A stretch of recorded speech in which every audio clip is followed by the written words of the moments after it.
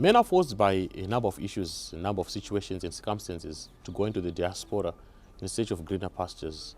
Myself, 16 years ago, I was pushed to go into South Africa, where I am currently staying. But in June, I decided to take a journey back to Zimbabwe just to see what's happening on the ground, to see the situation, the life that people are living. And I also took an opportunity to visit others we have relocated to go back to Zimbabwe. I have another channel titled Godwin Chirume. This is my other channel, Masasi Africa, where the content will exclusively be in English so that you get to understand and reach a bigger audience. So if you haven't watched or you've watched some of my videos on my other channel and you didn't understand them because of language, welcome to this new channel, brand new channel, Masasi Africa, where I'll be talking to you about the beauty of Zimbabwe, the beauty of Africa, some misconception, and I'll also be showing you some of the things that you need to be prepared to face, something that you need to prepare yourself to face when you go back to Zimbabwe. Why Zimbabwe? I have to talk about Zimbabwe because this is my country, this is where I am from, even though in future days I'm going to be visiting other countries to see and explore what's happening in those African countries. So talking about Zimbabwe, I was shocked by quite a number of things and I was surprised by quite a number of things. And I'm going to share my journey with you.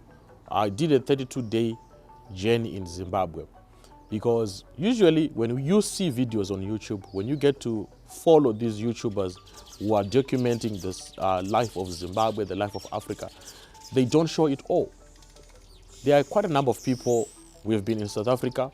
I know the Mugoe family, Batsi and P, Miss V. These are all Zimbabweans who have been in South Africa for more than 10 years. And they went back to Zimbabwe. They relocated back to Zimbabwe. I had to visit their houses, to visit their homes, to see how they are living, how they've managed to adjust to the conditions in Zimbabwe, considering that they have been away for quite a long time. And I had a lot to learn from these guys, and I'll be sharing you some of the things that I've learned from them. I got a very bad welcome when I went to Zimbabwe. I didn't know, and this is something that I want you to be aware of. So in South Africa, in Zimbabwe, there are some road regulations and road laws that are a bit different.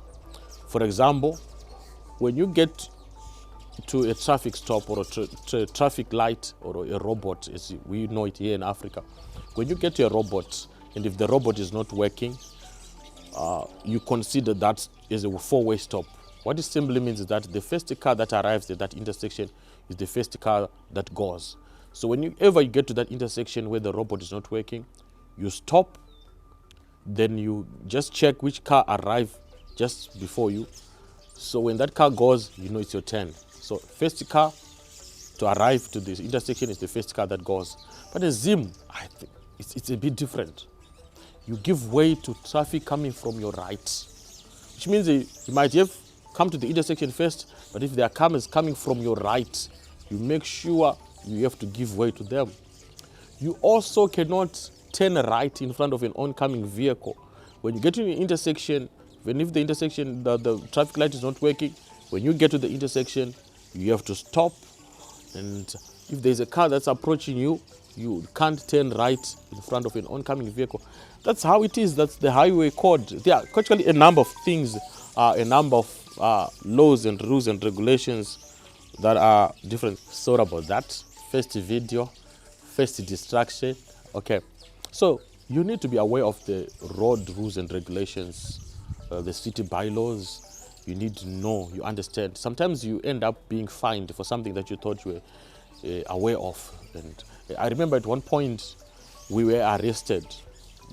We were coming from airport going into town. We're coming from Yetfield actually, going to town. Then we had to stop by the bus stop because we were waiting for another guy. We wanted to pick that guy. So we had to stop by the bus stop. Little did we know that if you have got a small car, you're not allowed to stop at a bus stop.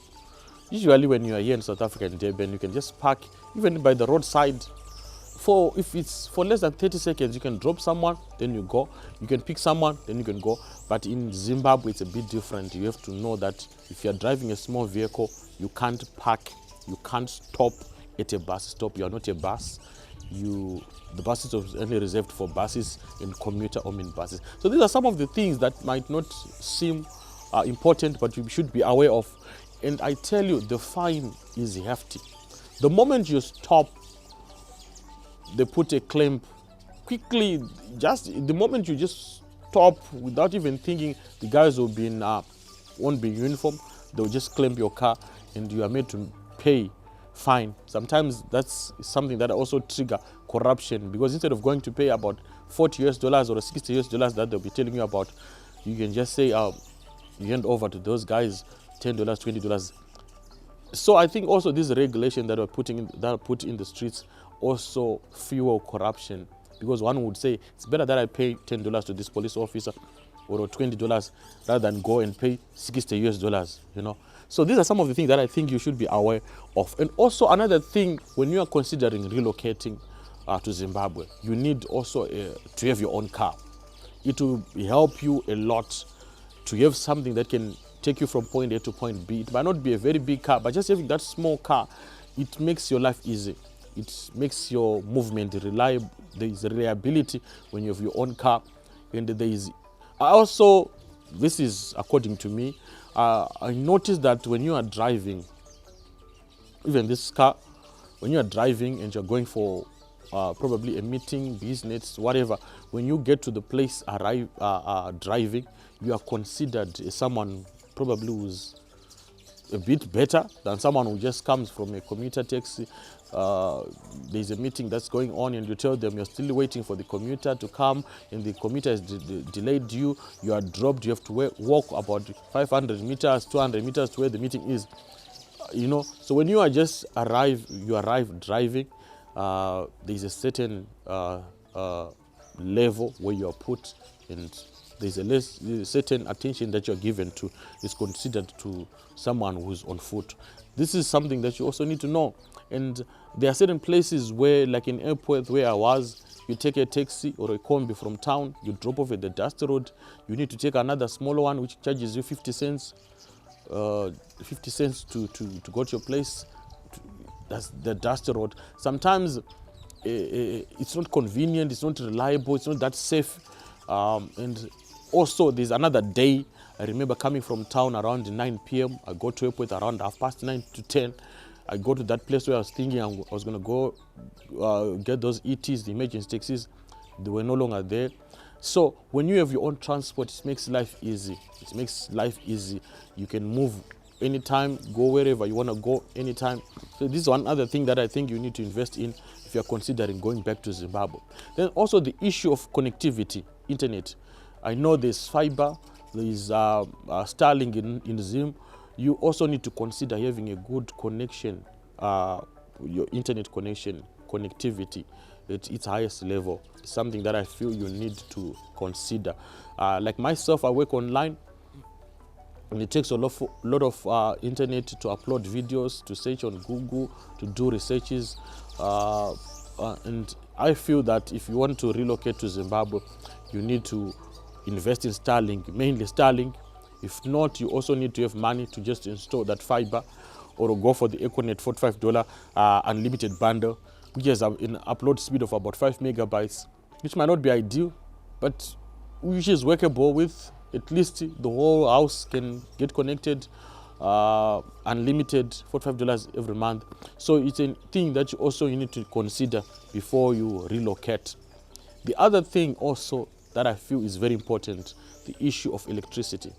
In South Africa, I understand their schedules. You know, there's a load shedding schedule. I actually have an app on my phone where I know today I can check if there's load shedding. If there is load shedding that has been scheduled, I get a notification on my phone. It rings, I open, or on this day, from this time to this time. And the maximum number of hours that I've seen load shedding taking place, 3 hours. Sometimes it's just 2 hours. Lights are on, lights are back. Then maybe after 6 hours, it goes for 2 hours. You know when you don't have electricity. We know when you're not going to be having electricity. And you know when you will be having electricity, which I feel is important, because it helps you in your planning. But in Zimbabwe, it's a bit different. You can be in the middle of cooking your sadza, then lights are off. You can be in the middle of watching a soccer match, then lights are off. You don't know when you're going to have electricity. You don't know when you're not going to have electricity. So you need to invest in a solar. You need to have a solar panel. At least if you have a solar panel, you are assured that your power is on. I've seen from the guys that I visited, they've installed 5.5 kV solar panels, like with Masasi and P. They've got their 5.5 and 10 solar panels on the roof. The power will help. Number one, like when I saw with the Mugabe family, they don't have a bowl, but they actually have a water pump. They have a well, and they have a solar water pump which pumps the water from the well to the tanks, and that supplies the whole house. So having a solar power is very, very essential when you are probably thinking of relocating to Zimbabwe. You need to have your own power to charge your phones, just simply to charge your phones, to make sure your laptop is on, to make sure your refrigerator is on. And I was surprised when I talked to Masasi and P, they were telling me that they were using their solar panel during the day. The power they were using is less than 4% of the capacity that they have, which means 96% is just stored energy, stored energy. They can just use 4%. During the day, they're not even using the batteries. They're actually using the solars direct because the battery will be full. So I think it's something that you really need to invest in. Those solar batteries, the 48 volts, are the ones that are very, very essential, and the 5.5 kV inverter. So when you buy those things, you find someone who can install that for you, frame your solar panels on the roof permanently. It will really, really be of good use. So these are some of the things that I think you need to be prepared of. And also the issue of water itself. I was in Zimbabwe the other day, and they made tea using the tap water. I could test that this water, there's a smell, there's something that's coming out. And if you take that water and put in a bucket, after some time, there's something that you see at the bottom of the bucket. There's some stuff there. So I feel that you need to have a bore drilled, or you can have a well that you have and put your solar pump in the well so that you can have water anytime. Because the thing is, when you are relocating, you are not downgrading your life. You're just simply going back to connect to your roots. When you are relocating, it's not a matter of that you have suffered. You just want to give up life. You're just going to go to the rural areas and suffer. No. The first thing that made us come to the diaspora was that we wanted a better life. And we have experienced that better life here in the diaspora. Myself for 16 years, I now have children. When I came here, I was just myself. But I now have a family, 3 kids, and my wife. We're a family of 5 now. So when we go back, I'm not going to take my kids to the kind of life that I used to live when I was going to school around the 90s, when we were walking 5 kilometers to our primary school. I want them to still continue living even a much better life than we are living here in the diaspora. So let this relocation journey or this relocation move not be motivated by emotions, where you see people who have relocated, they are cutting their meat, they are doing their gardening, and you quickly say, oh, I love this kind of life, I'm going to move tomorrow. Relocating can take you a year, 2 years, 5 years. It can take you a long time, but eventually it has to happen because it is our country, Zimbabwe, and at some point we need to go back and rebuild the country. No one can build the country for us. So guys, this was more like an introductory video, the first on this channel. This channel has been idle. I created this YouTube account way back, and it's been idle for some time. I once posted a video which got me this kind of subscribers that I have. But I have got a dream, I've got a vision, and I want to share the story of Africa my own way, with my own lens, with the Godwin lens. And I've given this channel a name, Masasi Africa. Masasi is actually a nickname. I have a Facebook page, Masasi, which is close to 500,000 followers. And that page has been running for the past 12, 13 years. So people, when they see me, they call me Masasi. And I hope we're going to be good friends. I'm going to be talking to you. We're going to be sharing ideas. To those who do not understand English, I also do videos in Shona. My other channel is called Godwin Chirume. The link is in the description to my Shona YouTube, which is the bigger channel where I talk. Some videos are in Shona, some are in English, but on this channel I'll strictly be 100% English, so that we just have to get everyone on board, so that I can involve the whole global community to be on this channel. Knowing that English is not my first language, I'm not going to be giving excuses. I'm going to be breaking the English, cutting it down, mixing it, and whatever. But at the end of the day, we are going to be a family. We're going to be understanding each other somehow. So to meet again in my next video, you have a pleasant day. I look forward to seeing you again in my next video tomorrow. God bless you.